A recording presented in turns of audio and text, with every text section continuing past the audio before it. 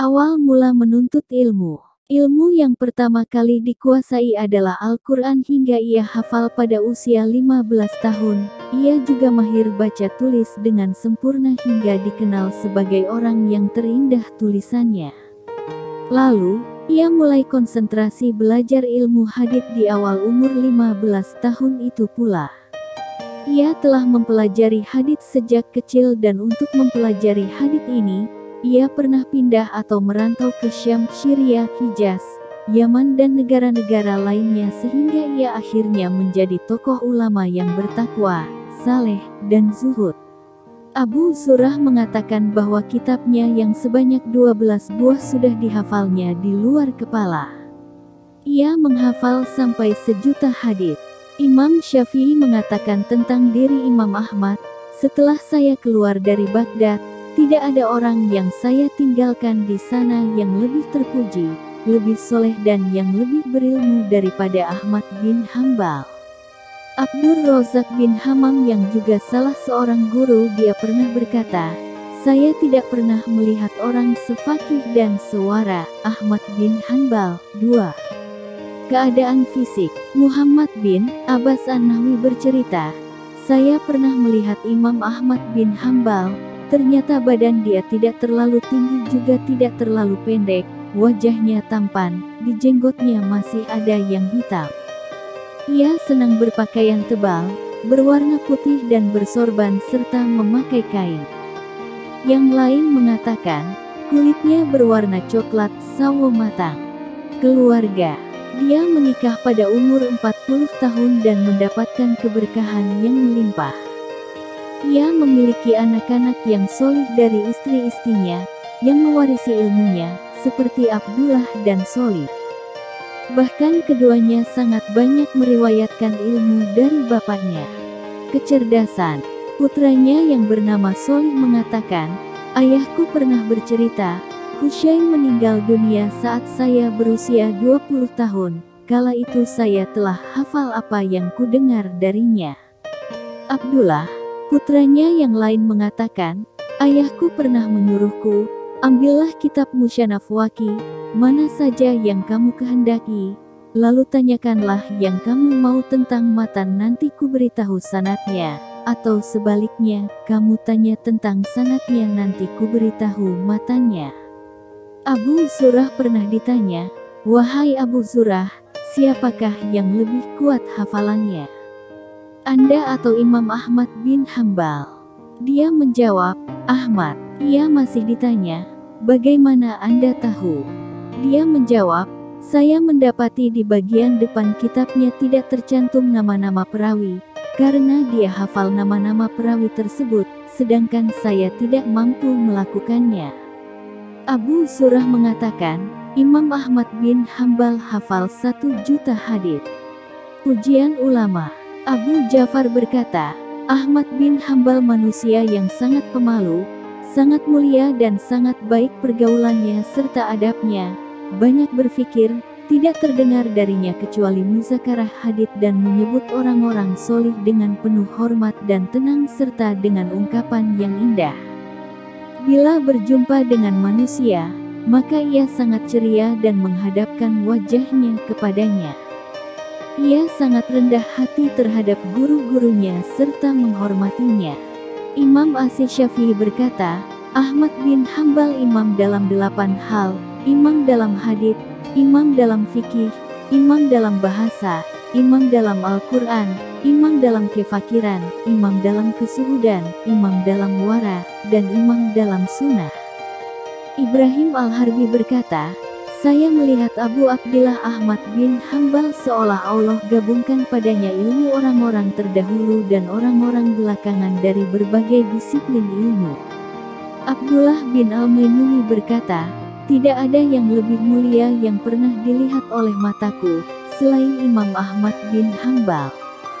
Tidak ada seorang pun dari ahli hadits yang paling mengagungkan larangan-larangan Allah dan sunnah Nabi Shallallahu Alaihi Wasallam jika benar menurutnya, dan tidak ada seseorang pun yang lebih kuat dalam mengikutinya selain dari Ahmad."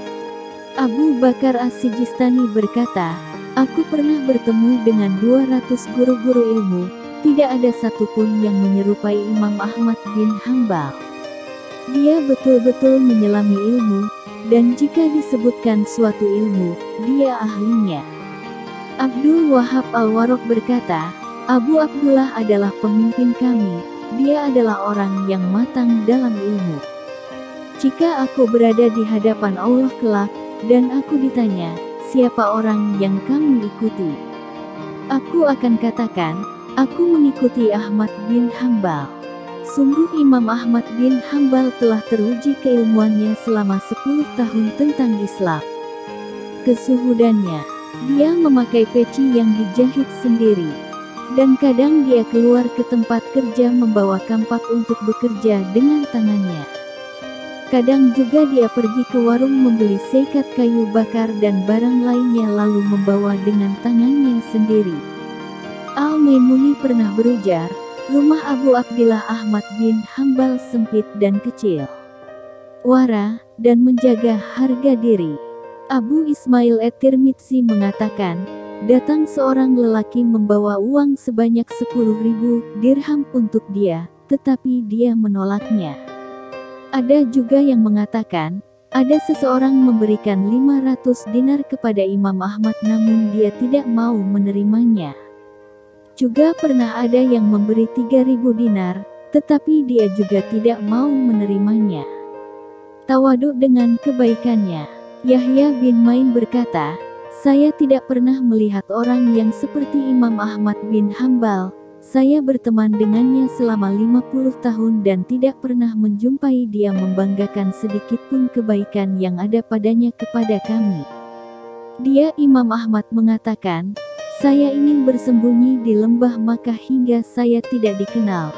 Saya diuji dengan popularitas.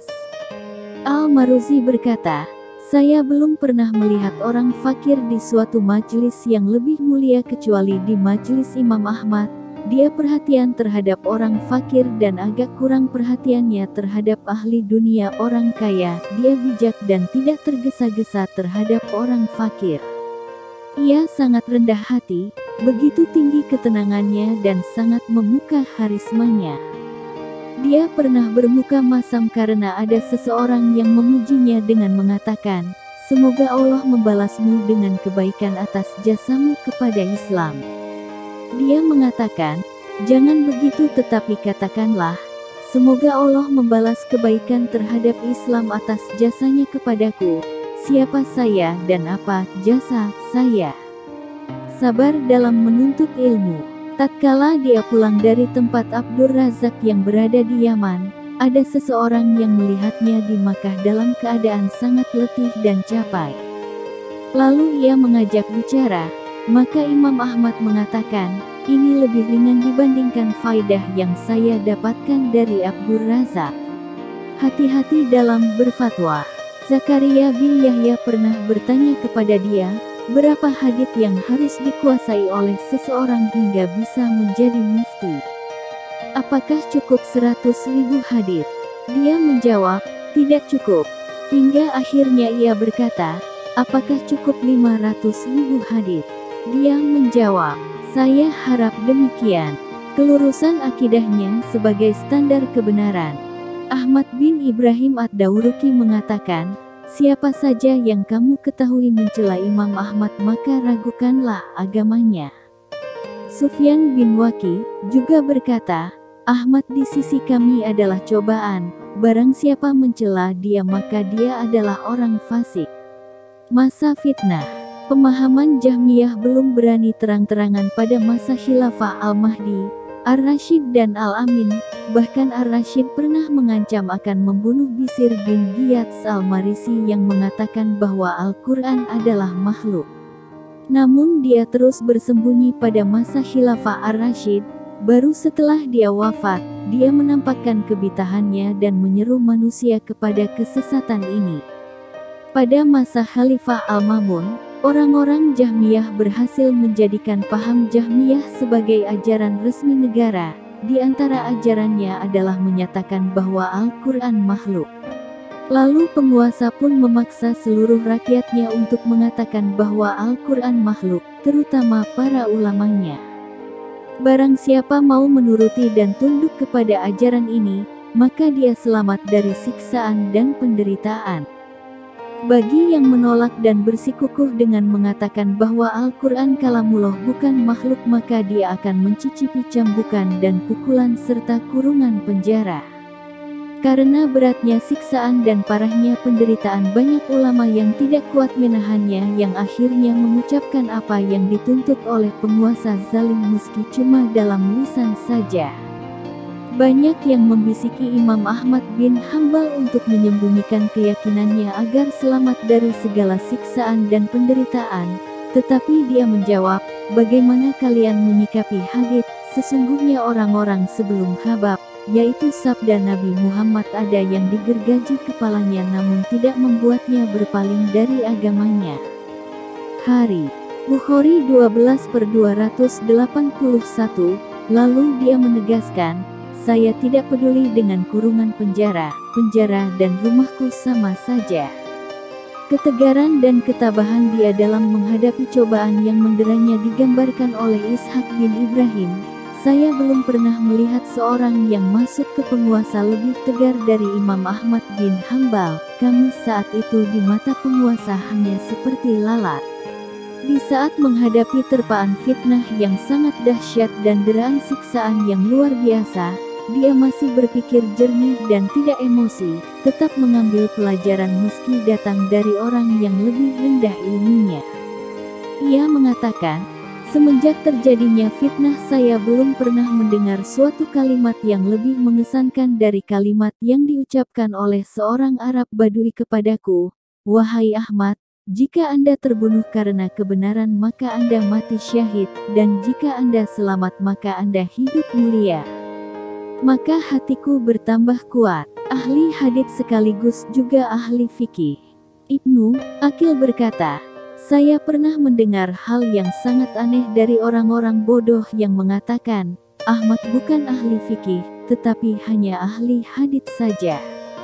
Ini adalah puncaknya kebodohan, karena Imam Ahmad memiliki pendapat-pendapat yang didasarkan pada hadits yang tidak diketahui oleh kebanyakan manusia, bahkan dia lebih unggul dari seniornya."